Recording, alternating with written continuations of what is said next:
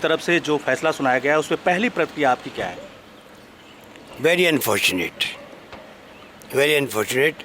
जिस व्यक्ति को कांग्रेस ने 20 साल तक लगातार सम्मान दिया हो, प्रदेश कांग्रेस का अध्यक्ष बना दिया हो, केंद्रीय मंत्री बनाया हो, चुनाव हारने के बावजूद भी आईटीटी के चेयरमैन बनाया हो नियम बदल करके, 4.5 साल तक नेता प्रतिपक्ष रखा हो, उस व्यक्ति को कोई हक नहीं है कि इस प्रकार 4 महीने पहले इस प्रकार की घोषणा करे।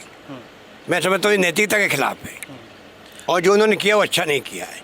हम उनसे ये उम्मीद नहीं करते थे, क्योंकि जो आदमी 20 साल तक लगातार पार्टी में रहा है वो खुद ही कह रहे कि मैंने बहुत भारी गलती कर दी उस वक्त छोड़ करके, अब मुझे भाग्य वापस वहीं ले जा रहा है। तो मैं कहता हूँ कि नहीं, उन्होंने उस वक्त भी गलती करी थी और अभी फिर गलती करी है। 2 बार ऐसी ब्लंडर किया है, गलती नहीं करी, बल्कि ऐसा ब्लंडर करना मैं समझता हूँ उचित नहीं, उनकी ज़िंदगी के लिए उचित नहीं है। लेकिन उन्होंने और उनको कोई माफ़ नहीं करेगा, ना गुजरात माफ़ करेगा, ना कोई पार्टी माफ़ करेगी, ना कोई विश्वास करेगा उनके ऊपर, ना कांग्रेस, ना बीजेपी, ना कोई पार्टी। दबाव उनके ऊपर हो, क्योंकि एक ईडी का और छापा पड़ा था उनके घर पे, सीबीआई का, उसमें कोई वो ब्लैकमेल में आ रहे हो तो उसका मैं नहीं कह सकता कि क्या स्थिति है, क्या हकीकत है, मुझे नहीं मालूम है। पर जो लोग कहते हैं वहाँ पर किस प्रकार के छापे पड़े हैं और भय से उनको डरा जा रहा है बीजेपी के द्वारा, इसलिए मजबूर होकर के वो कांग्रेस पार्टी में रह कर के ही कांग्रेस कैसे कमज़ोर करो, ये षड्यंत्र चला जा रहा था। मैं समझता हूँ आज कम से कम बात स्पष्ट हो गई कि वो चाहते क्या है। लेकिन उन्होंने ये कहा कि जन्मदिन तो उनका अक्सर मनाया जाता है, लेकिन 24 घंटे पहले ही कांग्रेस ने एक्शन ले लिया।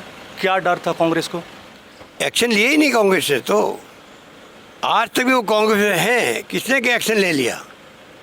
दुर्भाग्य इस बात का है कि एक्शन लिया नहीं और एक्शन की बात वो कर रहे हैं। 22 हमारे कोर कमेटी के मेंबर जिसमें वो खुद भी हैं, उनके घर गए मनाने के लिए, उनको 2 दिन पहले 3 दिन पहले उनसे बात करी गई। उनको कहा गया कांग्रेस में संस्कार संस्कृति है, ये हमारी ताकत है कि एक बार हाईकमान जो फैसला कर देता है हम अपनी मांग रखते हैं, उसके बाद में फैसला होने के बाद में फिर तमाम गुट जो होते हैं राज्यों में वो तमाम लोग हाईकमान के फैसले को स्वीकार करते हैं। ये हमारी ताकत है पार्टी की और उसको आपको पहचानना चाहिए। पर उसके बावजूद भी उन्होंने उनकी बातों को गौर नहीं किया। और जो प्रेसिडेंट इलेक्शन में क्रॉस वोटिंग हुई उसको लेकर भी उन्होंने सफाई दी कि जानबूझ के इंडिकेट किया जा रहा है कि इस तरह से जैसे क्रॉस वोटिंग उन्होंने करवाई है उनके फेवर में, जबकि आज उनके समर्थन में जितने भी विधायक आए करीब उनकी भी संख्या 10 के करीब बैठती है। देखिए, हमने आरोप नहीं लगाया कि शंकर सिंह वाघेला जी ने क्रॉस वोटिंग करवाई है, और मैं अभी भी उम्मीद करता हूँ कि जिस पार्टी ने उनको सब कुछ दिया हो, राज्यसभा चुनाव के अंदर 4.5 साल से वो हमारे नेता प्रतिपक्ष हैं। नैतिकता कहती है कि उनको आगे बढ़ कर के इंश्योर करना चाहिए हर एमएलए से, हम कंफर्टेबल मेजोरिटी के अंदर है वहाँ पर हमारा राज्यसभा का उम्मीदवार वहाँ जीते, ये सुनिश्चित करना चाहिए। ये नैतिकता का तकाजा है वो वाघेला जी खुद के लिए। तो उन्होंने अपने राजनीतिक जीवन से एक तरह से संन्यास लिया। आगे कांग्रेस उन पे क्या करने वाली है, क्या कांग्रेस का मूड दिखाई दे रहा है? इस समय बताएगा कि किस प्रकार बिहेव कौन करता है, पर कांग्रेस पार्टी ने सम्मान देने में कमी नहीं रखी। ये देश जानता है, प्रदेश जानता है, हर नागरिक जानता है। तो क्या ये कांग्रेस को बड़ा झटका माना जाए या ये माना जाए कि कांग्रेस का जो कांटा है वो सुलझ गया है? अब 2017 के अंत में जो विधानसभा चुनाव होने वाले हैं उसमें आप अपनी हैसियत खास करके शंकर सिंह वाघेला के संदर्भ में क्या देखते हैं? ठोक करके पार्टी जीतेगी वहाँ कांग्रेस, इस बार सत्ता बनाएगी, सरकार बनाएगी। वह लोगों का मानस बन चुका है सरकार बनाने का, कोई आए कोई जाए फ़र्क नहीं पड़ता है, ये मैं कह सकता हूँ।